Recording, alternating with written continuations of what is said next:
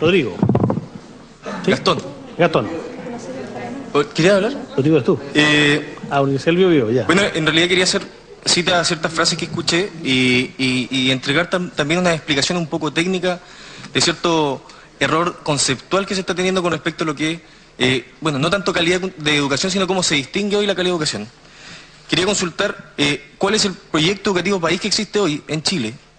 Creo que eso está ausente y es una deuda que está pendiente hace bastantes años. No existe proyecto educativo país. No sabemos ni siquiera lo que queremos, cómo queremos educar.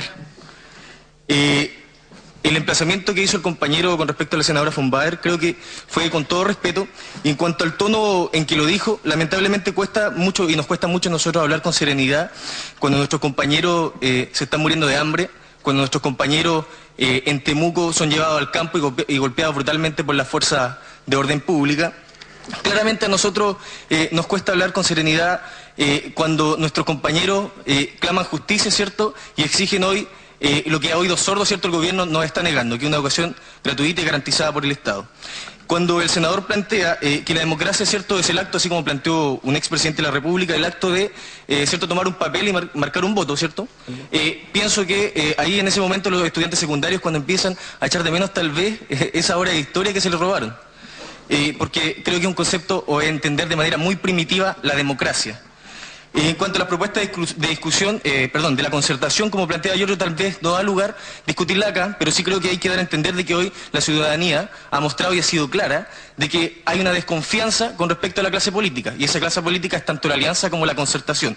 ¿Por qué desconfianza? Sí, porque alguna vez legislaron el crédito con aval del Estado, la ley de financiamiento compartido, y también se burlaron, entendiendo que nosotros somos aquellas generaciones que también estuvimos el año 2006 luchando por una educación pública gratuita y de calidad, se burlaron poniéndonos más encima una sostenedora, ¿cierto?, de colegios como ministra de Educación, y así como también hoy nos ponen o nos pusieron a un dueño de una universidad privada como ministro de Educación. Es paradójico. En cuanto a la ley de aseguramiento de la calidad, es paradójico también que dentro del marco que se va a discutir no se menciona a la familia. Hoy está comprobado que dentro del rendimiento de un alumno, de un estudiante, hay una varianza, ¿cierto?, que explica el rendimiento, que habla de el origen, la familia, ¿cierto?, y de la institución. Hoy la institución explica entre un 30 y un 10% del rendimiento de un estudiante. Y el origen, el entorno psicosocial, familiar, ¿cierto?, explican entre un 70 y un 90% del rendimiento de un estudiante. Entonces, cuando hablamos de calidad, no podemos dejar de hablar de lo importante que es la familia. ¿Y por qué nosotros hablamos de una educación gratuita, garantizada por el Estado? Cuando nosotros hablamos de educación gratuita, no es porque solamente estamos pidiendo más lucas y no queremos pagar.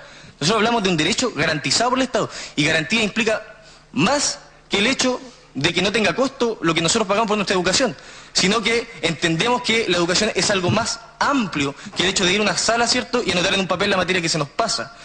Ese es un tipo de educación. Y hoy la LGE precisamente habla de la educación no formal e informal. Pero qué pena, no están garantizadas constitucionalmente. Con respecto al tema de la inversión de los privados, la única atribución que se le podría dar, ¿cierto?, a aquellos que han invertido en educación privada ha sido la de segregar a la población educacional, y que lamentablemente hoy esa segregación o el apartheid educacional, como explicaban los compañeros secundarios, ha sido una de las causas fundamentales en el fracaso del modelo educativo. Claramente nosotros los estudiantes no vamos a dialogar con el Congreso mientras el presidente de la República no se manifieste de manera real con respecto a las demandas estudiantiles, y eso tiene que ver no con improvisar propuestas, ¿cierto?, y llevarlas al Congreso, que no deja de ser más que claramente una muestra de que el gobierno nunca tuvo una agenda en la materia, ¿cierto?, en cuanto a educación pública, una agenda de propuesta. Y en cuanto al tema de lo que planteaba la senadora von Baer, con respecto a la matrícula de los particulares subvencionados, que si bien está en alza, que el año 2004 no era tan así. La mayor cantidad de matrículas la tenían los colegios municipales. Yo le voy a hacer un par de preguntas, y yo creo que esto nos va a ayudar a aclararnos a todos y entender un poco por qué se produce este fenómeno.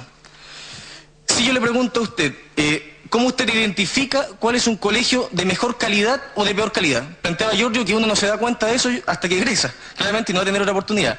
Pero ¿cómo uno identifica cuál es el índice que hoy nos dice este colegio es de mejor calidad de educación o de peor calidad de educación? ¿Cómo nosotros distinguimos la enseñanza? Creo que es un elemento básico a manejar. Entender de cómo nosotros hoy miramos, ¿cierto?, y distinguimos cuáles son los mejores colegios. ¿Tiene alguna respuesta al respecto? ¿Cómo nosotros distinguimos qué colegio es mejor o cuál es peor? ¿El CIMSE?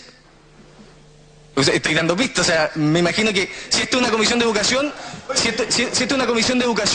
creo que se tienen que manejar los elementos mínimos de conocimiento, así como lo hemos mostrado nosotros los estudiantes a través de todas estas intervenciones en la materia. Hoy la opinión pública juzga a los colegios, ¿cierto?, de mejor o menor calidad, identificándolos de acuerdo a los resultados que tienen en la prueba CIMSE. Hoy se ha demostrado que los resultados de las pruebas estandarizadas en Chile tienen correlación 1 con el factor socioeconómico. Eso quiere decir que el CIMSE hoy no muestra la calidad del colegio o la institución. Si yo, por ejemplo, o un estudiante común y corriente, hijo de profesionales, llega a primero básico, supongamos que la prueba se hiciera en primero básico. Esto es para desvalidar totalmente el CIMSE y la PSU. Supongamos la prueba se hiciera en primero básico. Un estudiante, ¿cierto?, proveniente de un sector más acomodado, cuyos padres profesionales, y tiene detrás un aporte de capital cultural tremendo de parte de la familia, se le hace una prueba en primero básico, tiene conocimiento en lenguaje, matemáticas, sabe leer y escribir, ya entrando a primero básico sabe inglés. Claramente ese estudiante va a tener mejor resultado en la prueba.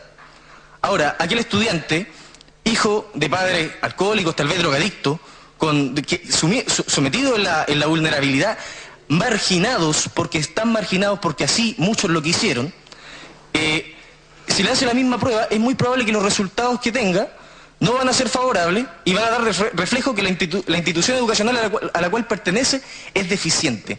Lo que quiero decir que hoy, si nosotros realmente quisiéramos ser inteligentes y un mínimo de inteligencia y quisiéramos medir la calidad de educación, hagamos una prueba en primero básico y hagamos una prueba en cuarto básico. ¿Cuánto aprendió el alumno?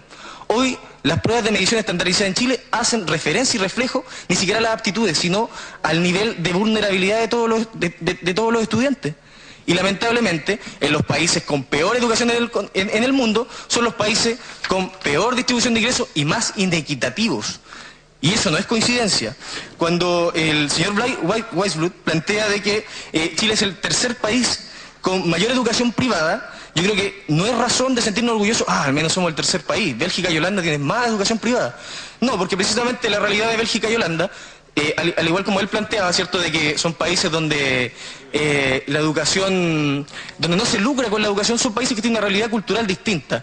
Digamos que la educación particular subvencionada es para aquellos que piden o pretenden estudiar o pertenecen a un grupo religioso distinto. Supongamos ya, en este colegio particular subvencionado hay educación calvinista, no sé, católico, evangélico. Esa es la diferencia. ¿Qué es lo que produce la educación particular? ¿Por qué en el resto de los países no hay educación privada? ¿Por qué en Finlandia no existe la educación privada? Porque la educación privada aumenta la segregación. ¿Y qué dijo la OCDE al respecto del año 2004? Que el sistema educativo chileno es un sistema conscientemente estructurado por clases sociales. Que dijo además que los mecanismos de mercado han sido puestos de manera indebida en la educación. Que dice la UNESCO que cualquier intento por reducir esta brecha va a mejorar la educación para todos los estudiantes, tanto pobres y ricos.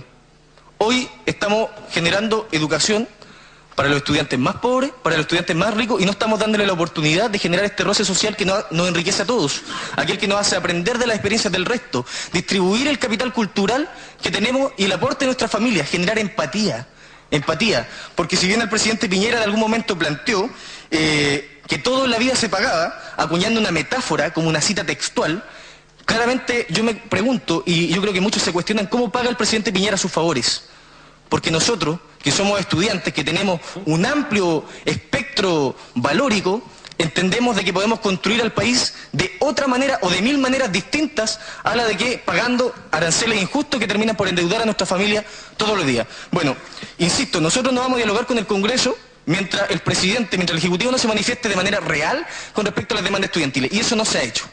Eso no se ha hecho. Y precisamente hoy estamos construyendo un documento que argumente técnicamente nuestras demandas y emplazamos también al Ejecutivo y a toda la clase política a hacerse presente en un debate televisado, donde nosotros los estudiantes podamos presentar nuestras propuestas, defenderlas y darle a conocer a la ciudadanía lo que ya muy claro tienen, que es posible que la educación en Chile sea gratuita.